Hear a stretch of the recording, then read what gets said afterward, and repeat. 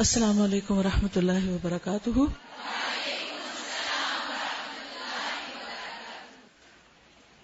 نحمده ونصلي على رسوله الكريم، اما بعد فاعوذ باللہ من الشیطان الرجیم، بسم اللہ الرحمن الرحیم، رب اشرح لي صدری ويسر لي امری واحلل عقدۃ من لسانی یفقهوا قولی۔ آج ہم انشاءاللہ حضرت اسماء بنت امیس کے بارے میں پڑھیں گے۔ آپ حضرت اسماء بنت امیس کے بارے میں کیا جانتے ہیں؟ کسی کو معلوم ہے وہ کون تھی؟ پڑھے بغیر کتاب نہیں کھولی ہے۔ پہلے سے آپ کے ذہن میں حضرت اسماء بنت امیس کا نام سنتے ہی کیا آتا ہے؟ جیسے حضرت عائشہ کے بارے میں سنتے ہیں تو فوراً کچھ چیزیں ذہن میں آ جاتی ہیں، ان کی پرسنالٹی ہمارے سامنے آ جاتی۔ اسی طرح حضرت اسماء بنت ابی بکر کے بارے میں پڑھتے ہوئے ہجرت کا واقعہ یاد آ جاتا ہے۔ حضرت خدیجہ کے بارے میں پڑھتے ہوئے ہمارے ذہن میں کچھ یادیں تازہ ہو جاتی ہیں۔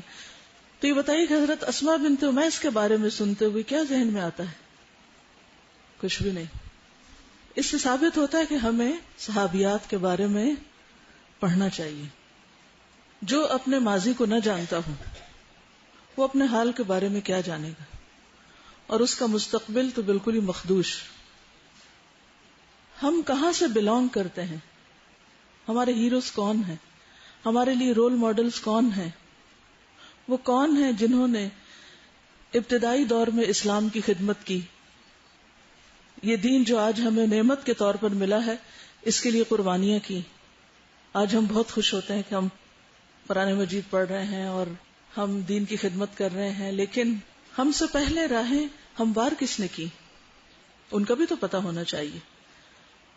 اللہ سبحانہ وتعالیٰ نے قرآن مجید میں جب صراط مستقیم کی ڈیفینیشن بتائی تو کیا تھی؟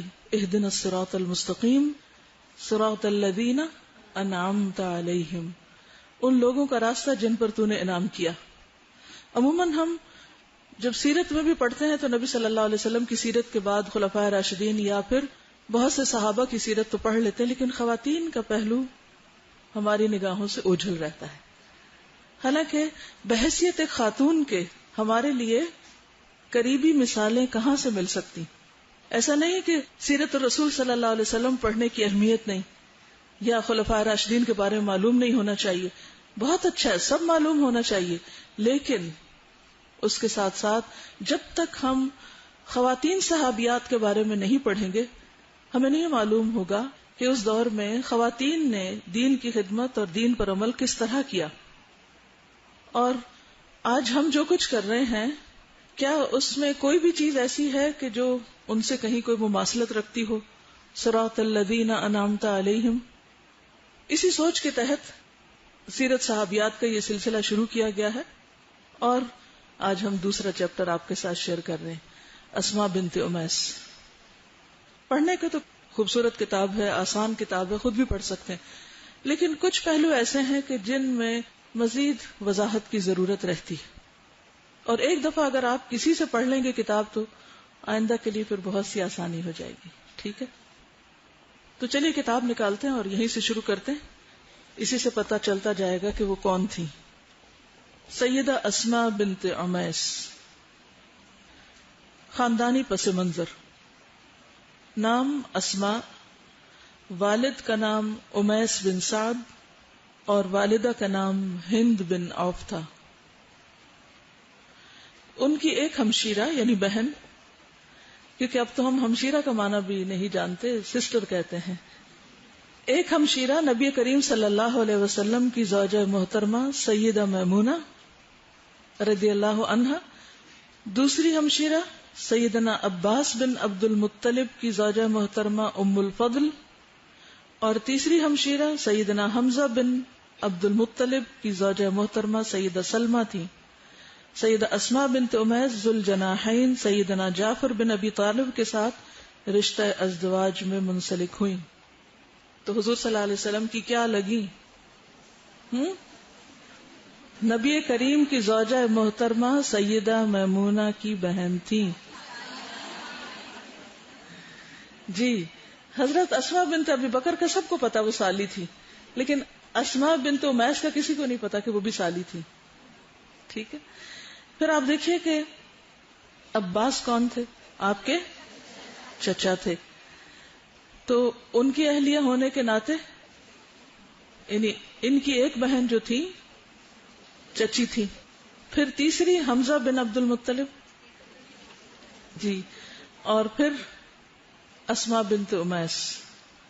یہ کن کی بیوی تھی؟ حضرت جعفر کی. جعفر آپ کے کون تھے؟ چچا زاد تھے. ٹھیک ہے، چچا زاد. کس کے بیٹے تھے؟ ابو طالب کے. ٹھیک ہے. اور حضرت علی کون تھے؟ جی، حضرت جعفر کے بھائی تھے. ٹھیک ہے، اوکے. تو اب ذرا اچھی طرح ان کو مقام پہچان لیں کہ کون تھی، رشتے میں کون کس کا کیا لگتا تھا. دونوں نے اپنے دین کی حفاظت کے پیش نظر، جعفر بن ابی طالب اور اسماء بنت امیس دونوں نے اپنے دین کی حفاظت کے پیش نظر حبشہ کی طرف ہجرت کی.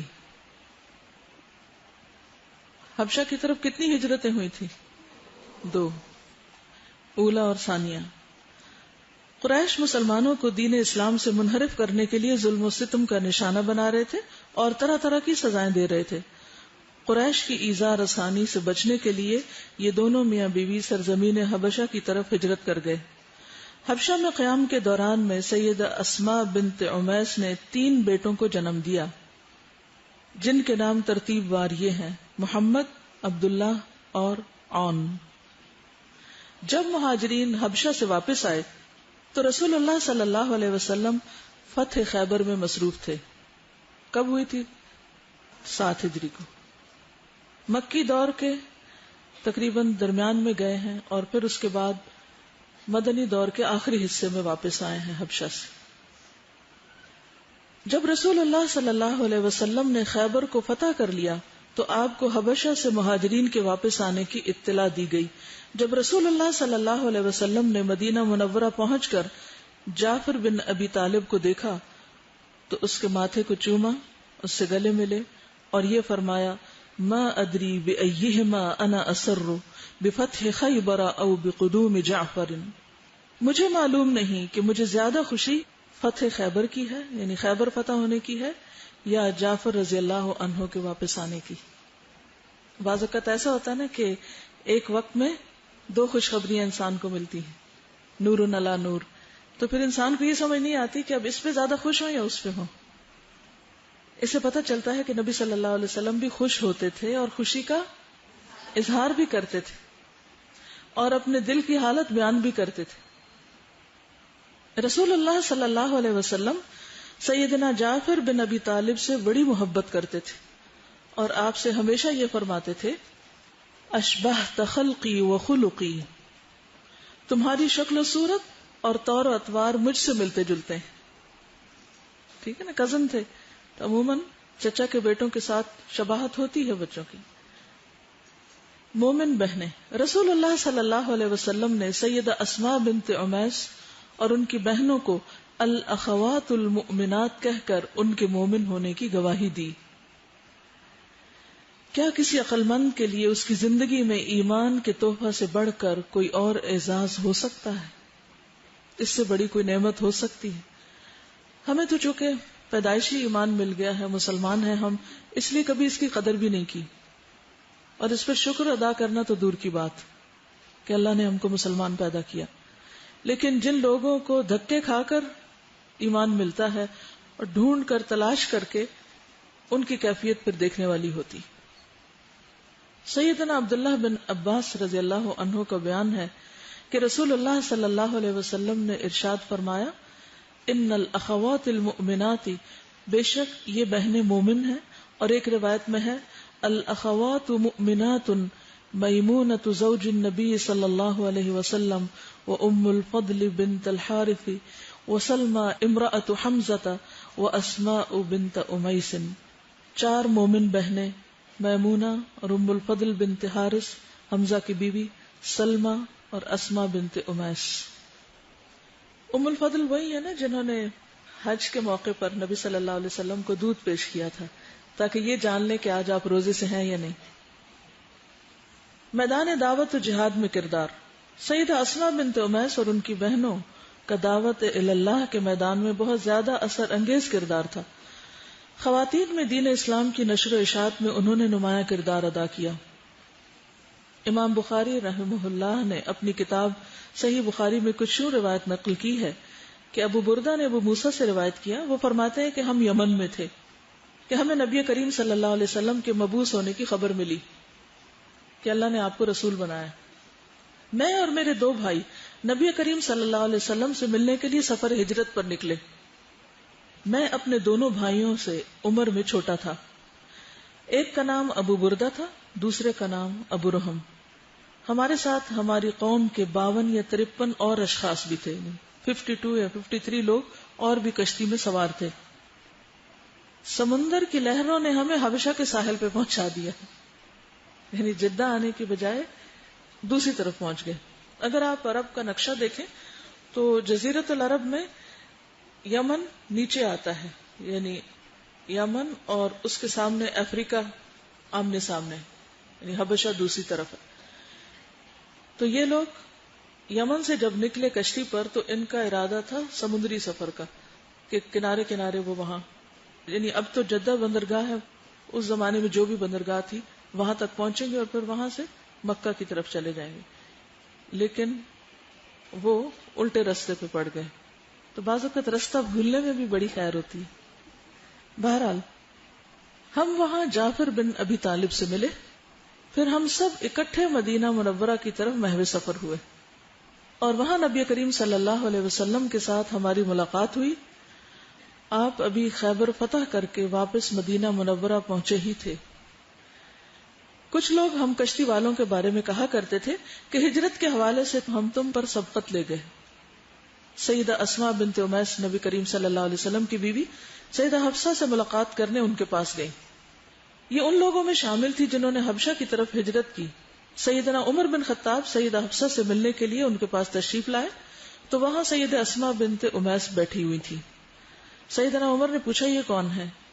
سیدہ حفصہ نے بتایا اسماء بنت امیس ہے. سیدنا عمر نے فرمایا وہی اسماء جو حبشہ میں رہی ہیں, حبشیہ, اور سمندر کے راستے یہاں پہنچی ہیں, بحریہ. سیدہ اسماء بولی ہاں ہاں وہی. سیدنا عمر نے فرمایا ہم ہجرت کے حوالے سے تم پر سبقت لے گئے ہیں, یعنی ہم نے تم سے پہلے ہجرت کر لی. ہم تمہاری نسبت رسول اللہ صلی اللہ علیہ وسلم پر زیادہ حق رکھتے ہیں. یہ سن کر سیدہ اسماء ناراض ہوئی, کہنے لگی واللہ ایسا نہیں ہو سکتا. تم رسول اللہ صلی اللہ علیہ وسلم کے ساتھ رہے, وہ تمہارے بھوکوں کو کھانا کھلاتے رہے, تمہارے جاہلوں کو واعظ نصیحت کرتے رہے, جبکہ ہم دور دراز پردیس میں اللہ اور اس کے رسول کی رضا کی خاطر جدائی کے دن کاٹتے رہے. یعنی تم سمجھتے ہو کہ تم قریب رہے ہو تو تمہارا زیادہ حق ہے, ہم نے بھی اسلام کے لیے کچھ کم قربانیاں نہیں کی. اللہ کی قسم میں اس وقت تک کھانا نہ کھاؤں گی اور نہ پانی پیوں گی جب تک یہ بات رسول اللہ صلی اللہ علیہ وسلم کے گوش گزار نہ کروں. اللہ کی قسم میں جھوٹ نہیں بولوں گی, بالکل وہی بات کروں گی جو آپ نے مجھے کہی, اس میں ذرا برابر بھی کمی بیشی نہیں کروں گی.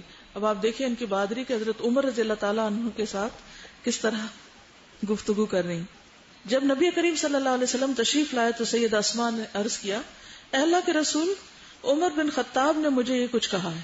آپ نے پوچھا تم نے جواب میں اسے کیا کہا؟ تو انہوں نے عرض کیا کہ میں نے اسے یہ کچھ کہا ہے.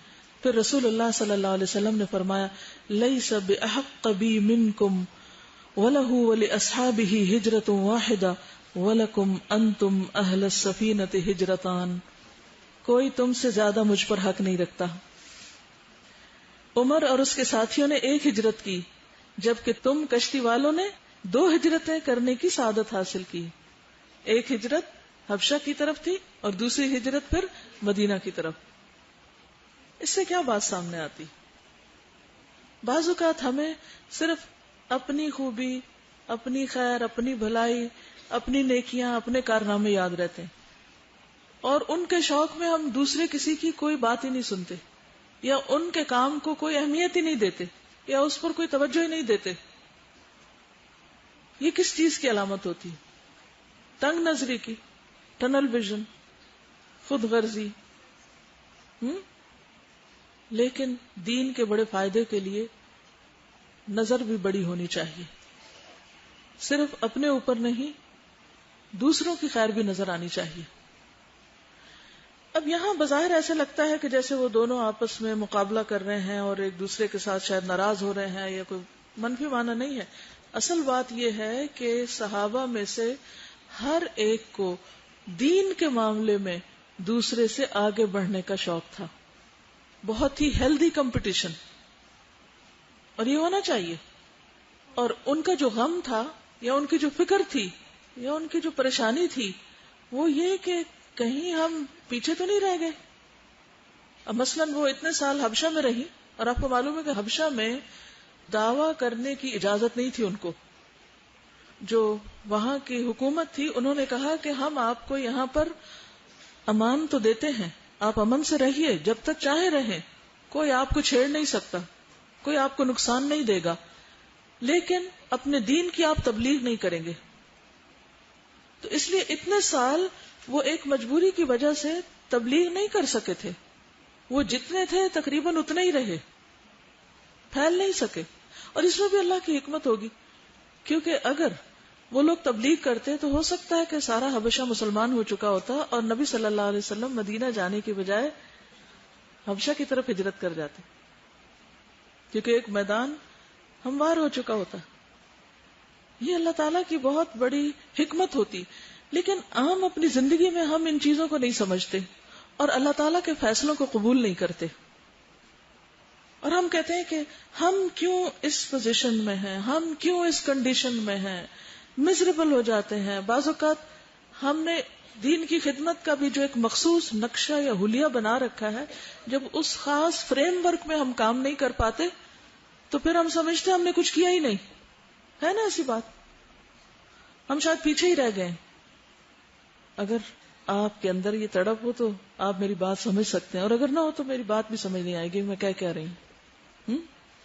تو اصل مقصد کہنے کا یہی ہے کہ انسان زندگی میں اگر ایک خواب دیکھتا ہے کہ مجھے یہ کرنا ہے آئندہ، یا اس کا دل کسی ایک کام کو کرتا ہے. مثلاً پروفیشنل لائف میں بھی آپ دیکھیں کہ بہت سے لوگ چاہتے ہیں کہ ڈاکٹر بنے، لیکن کتنے بچوں کو میڈیکل کالج میں ایڈمیشن ملتا ہے؟ لمیٹڈ ہوتے ہیں نا.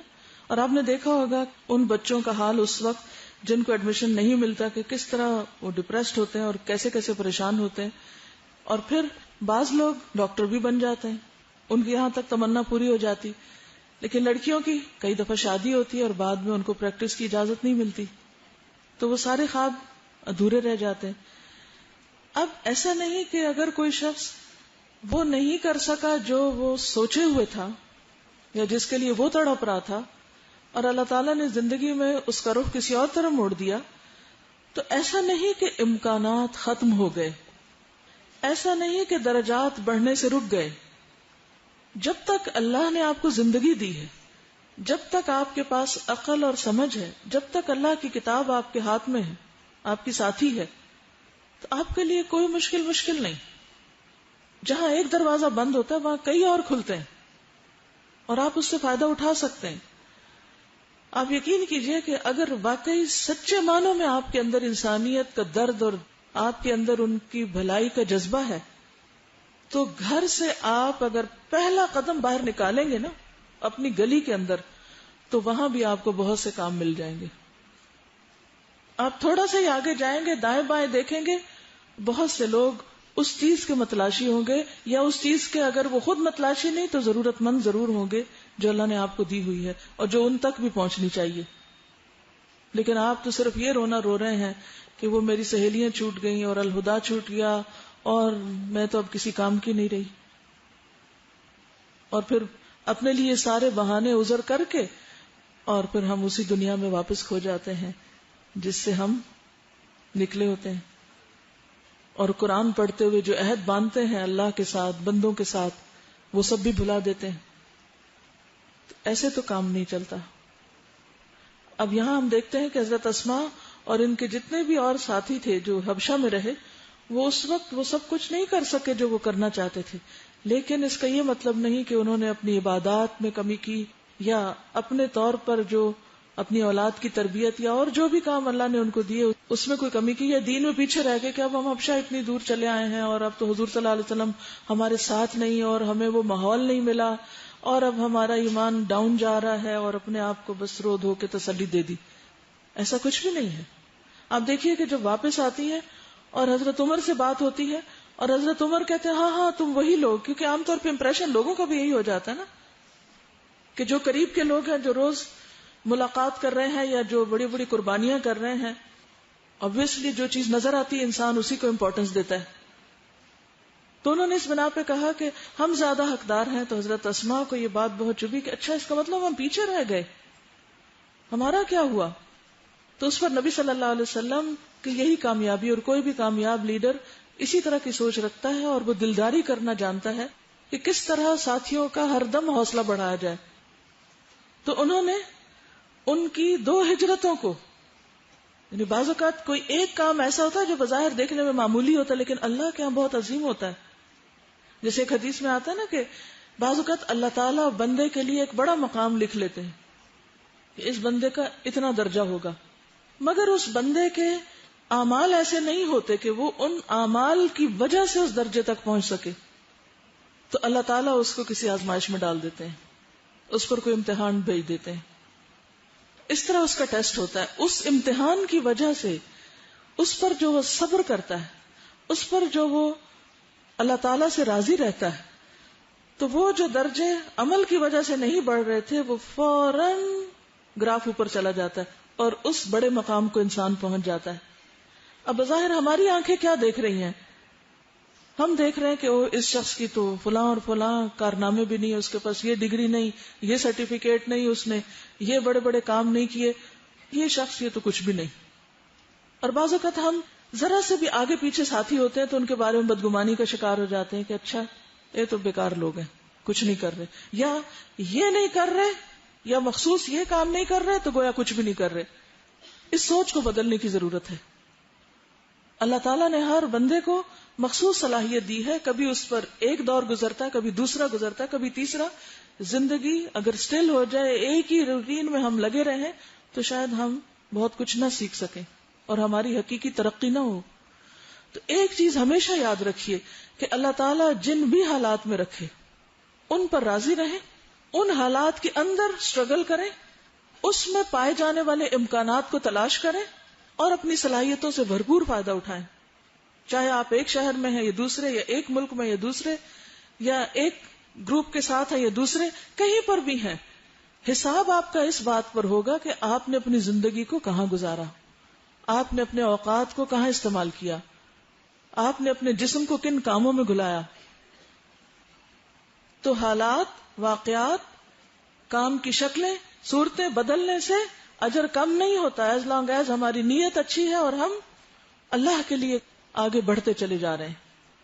اور اگر بظاہر دیکھنے میں ہم بڑے بڑے کارنامے بھی کر رہے ہوں لیکن اللہ کے لیے نہ کر رہے ہوں, سیلف پروجیکشن کے لیے یا اپنی ذات کی صرف سیٹسفیکشن کے لیے, تو ہو سکتا ہے اس کا کچھ فائدہ نہ ملے کل کو. تو ہر وقت اپنے آپ کو کھنگالتے رہیں, اپنے آپ کو پرکھتے رہیں, پوچھتے رہیں کہ کیوں کر رہا ہوں یہ کام. اگر صرف اللہ کے لیے کیے جانے والے کام میں آپ کو موٹیویشن نہیں اور اللہ کو راضی کرنے کے لیے آپ کے اندر کوئی طاقت نہیں تو پھر کچھ بھی نہیں. ہر وقت ہم دوسروں کی طرف کیوں دیکھتے ہیں کہ وہ ہمیں موٹیویٹ کریں, وہ ہمیں پش کریں, وہ ہمیں کچھ بتائیں, وہ ہمارا ساتھ دیں, وہ ہمارے کام آئے, تب ہم اللہ کے راستے میں آگے بڑھیں گے. کیا تنہا اللہ کافی نہیں ہے؟ اگر اس کا احساس ہے آپ کو کہ وہ میرے ساتھ ہے, جیسے لا تحزن ان اللہ معنا, اگر وہ میرے ساتھ ہے تو میں کہیں بھی ہوں, اس سے کوئی فرق نہیں پڑتا. اگر میں کسی دنیا کے ایسے جزیرے میں پھینک دیا گیا ہوں جہاں کوئی بھی اور نہیں اور تنہا میں ہوں اور میرا رب ہے, کیا یہ کافی نہیں ہے؟ کافی نہیں ہے. ہم کیوں کہتے ہیں حسبی اللہ و نعم الوکیل؟ کیوں کہتے ہیں؟ واقعی سچ کہتے ہیں حسبی اللہ و نعم الوکیل. جب کوئی اور نہ ہو تو اللہ ہے نا, حسبی وکفا, وہی کافی ہے. کیا راہ وہ نہیں دکھاتا؟ کیا ہدایت اس کے ہاتھ میں نہیں؟ کیا رزق وہ نہیں دیتا؟ وہی رازق ہے, وہی ہادی ہے, وہی سب کچھ ہے, اور اسی کی طرف لوٹ کر جانا ہے. صحابہ میں اور ہم میں فرق اسی چیز کا ہے کہ ان کا ہر کام اللہ کے لیے تھا، اس لیے تھوڑے میں بھی بہت برکت ہوئی. انہوں نے بڑے بڑے ہنگامے نہیں کھڑے کیے دین کے نام پر، دکھاوے نہیں کیے، جو بھی رول ملا اس میں اپنی صلاحیتوں کو بھرپور استعمال کیا اور اللہ تعالیٰ نے اسی میں برکت ڈالی. تو بہرحال حضرت اسماء کو یہ فکر ہوئی کہ اچھا ہم پیچھے رہ گئے، تو ان کو تو اپنا کھانا پینا بھول گیا. انہوں نے کہا کہ میں تو پہلے اس مسئلے کو حل کروں گی، کیونکہ زندگی ایک بار ملی ہے نا. اگر ہم نیکیوں میں پیچھے رہ گئے، ہو سکتا ہے صبح سے آپ مختلف لوگوں کو سن کر اپنا جائزہ لے رہے ہو کہ ہم کیوں پیچھے رہ گئے، ہم بھی تو یہ آگے بڑھ سکتے تھے. اگر کوئی ایک کچھ کر سکتا ہے تو ہم بھی کر سکتے ہیں. تو اگر یہ احساس بھی پیدا ہو گیا تو پھر کچھ کرنے کا عزم ٹھان کے نکلنا چاہیے، اور اس بات کا غم لگنا چاہیے کہ کہیں ہم تو اللہ کی اطاعت میں، اللہ کے دین کی خدمت میں پیچھے نہیں رہ گئے. یہ ہونا چاہیے اصل غم، اور یہ ہونی چاہیے اصل پریشانی. حالات کا رونا نہ روتے رہا کریں، اور نہ اپنی ذات کا رونا. سیدہ اسماء فرماتی ہیں کہ ابو موسیٰ اور کشتی والے میرے پاس جتھوں کی صورت میں آ کر اس حدیث کے بارے میں پوچھتے کیوں نہ؟ ان کے لیے یہی بہت بڑی خوشی تھی کہ نبی کریم صلی اللہ علیہ وسلم نے انہیں 2 ہجرتوں کی سعادت حاصل کرنے والے قرار دیا. یعنی چونکہ یہ ان کی براہ راست حضور صلی اللہ علیہ وسلم سے بات ہوئی تھی، تو لوگ ان سے آ کے کنفرم کرتے تھے کہ کیا واقعی ہمارے لیے یہ خوشخبری تھی. نبی کریم صلی اللہ علیہ وسلم کا یہ فرمان ان کے لیے بہت بڑا اعزاز تھا. وہ اس پر بہت زیادہ نازاں و فرحاں تھے. ابو بردہ بیان کرتے ہیں، سیدہ اسماء فرماتی ہیں کہ ابو موسیٰ میرے حوالے سے بار بار یہ حدیث بیان کرتے تھے. یعنی ان کی سند سے یہ حدیث کثرت سے پھر آگے روایت کی جاتی تھی اس خوشخبری کی. شہید جعفر طیار کی بیوی، جب سیدہ اسماء بنت امیس اور ان کے خاوند جعفر طیار نے مدینہ منورہ میں مستقل رہائش اختیار کر لی، تو جعفر رسول اللہ صلی اللہ علیہ وسلم کے ہمراہ ہر مارکے اور جنگ میں شریک ہونے لگے. یہاں تک کہ رسول اللہ صلی اللہ علیہ وسلم نے رومیوں کے خلاف لڑی جانے والی جنگ موتا میں جن 3 اشخاص کو یکے بعد دیگرے امیر لشکر بننے کا حکم دیا، ان میں ایک جعفر طیار تھے. امام احمد بن حنبل نے اپنی مسند میں خالد بن شمیر سے روایت نقل کی ہے کہ ہمارے پاس عبداللہ بن رواح تشریف لائے. میں نے انہیں دیکھا کہ کچھ لوگ ان کے پاس جمع ہیں. اس نے کہا کہ ہمیں رسول اللہ صلی اللہ علیہ وسلم کے ایک شہسوار صحابی سیدنا ابو قتادہ نے حدیث بیان کی کہ رسول اللہ صلی اللہ علیہ وسلم نے رومیوں کے مقابلے کے لیے لشکر روانہ کرتے ہوئے ارشاد فرمایا، تم زید بن حارثہ کو اپنا امیر بنانا. کون تھے زید بن حارثہ؟ آپ کے منہ بولے بیٹے جن کو آپ نے آزاد کیا تھا. اگر زید شہید ہو جائے تو جعفر کو اپنا امیر بنانا، اور اگر وہ شہید ہو جائے تو عبداللہ بن رواحہ انصاری کو اپنا امیر بنا لینا. سیدنا جعفر طیار نے کہا، اے اللہ کے رسول، میرے ماں باپ آپ پر قربان ہو. میں کوئی تھکا ماندہ تو نہ تھا کہ آپ نے زید بن حارثہ کو میرا امیر مقرر کر دیا. رسول اللہ صلی اللہ علیہ وسلم نے فرمایا، آپ چلیں، آپ کو یہ معلوم نہیں کہ کون بہتر ہے. یعنی بعض اوقات امیر کا ایک فیصلہ ہوتا ہے جس پر جو مامور ہیں، جن کو کام دیا گیا ہے، ان کو اس کی حکمت سمجھ نہیں آتی، اور بسا اوقات اتنا وقت نہیں ہوتا کہ ہر شخص کو پوری ایکسپلینیشن دی جائے کہ کوئی فیصلہ کس بنا پر کیا گیا ہے، کس کو کون سی ڈیوٹی اس سے لے کر دوسری دی گئی ہے، یا کس جگہ پر کس کو مامور اور کس کو امیر بنایا گیا ہے. یہ چیزیں زندگی میں بہت مشکلات پیدا کرتی. بہرحال انہوں نے آگے سے کوئی آرگیومنٹ نہیں کی اور چل دیے. لشکر اسلام روانہ ہو گیا، اور چند دنوں کے بعد رسول اللہ صلی اللہ علیہ وسلم منبر پر جلوہ افروز ہوئے اور حکم دیا، الصلاۃ جامعہ. یعنی نمازوں کے علاوہ جب لوگوں کو مسجد میں جمع کیا جاتا تو یہ الفاظ بولے جاتے. آپ لوگ اگر حج عمرے پر کبھی گئے ہوں اور مسجد الحرام میں اگر صلاۃ الاستسقاء یا کسی اور غرض کے لیے لوگوں کو اکٹھا کیا گیا تو یہ الفاظ آپ نے سنے ہوں گے، الصلاۃ جامعہ.